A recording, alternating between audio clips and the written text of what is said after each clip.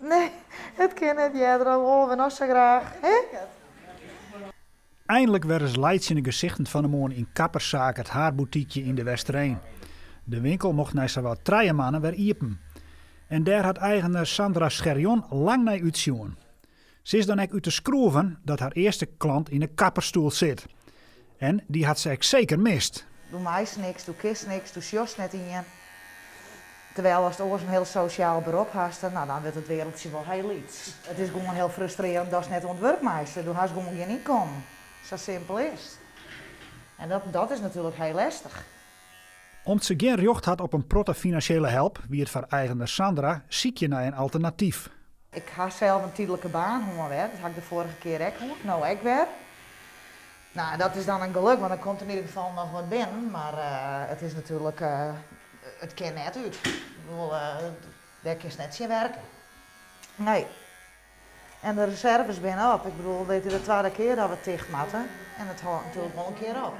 Sandra vindt het best dreig om naar de toekomst te zien. Daarom had ze de verkeersen om haar orenbaan bij vaccinatiecentra in Noord-Holland aan te houden. In het geval ze dags weer sluiten moet.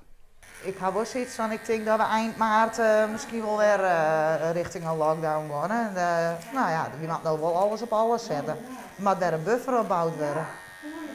Wethouder Romy Kempenaar van Dantumadiel is van hem al de eerste klant na de lockdown. En ik heel blij voor de kappers dat ze wel losmaaien. Voor die bedrijven, daar is het eigenlijk het nijpendste voor. Ik bedoel, als je een coronakapsel had, dat is even vervelend, maar meer ik net. Op het moment dat jouw besteden van afhangt, dat is natuurlijk van hele andere gradaties dat jou hier even een week wat met goed zit. Never Sandra had ze in deze lastige tijden aardig wat stiepen kregen van klanten. Ja, natuurlijk hebben we telefoontjes zo aan en dat soort dingen. En mensen die wel even wat producten heljen, maar ja, dat is een druppel op een gloeiende plaat. Hè? Restig wordt het de komende tijd net. De agenda staat never Sandra bomvol. Per dag maar wat beschermd, want als ik te veel vooruit zie, dan weet ik het net.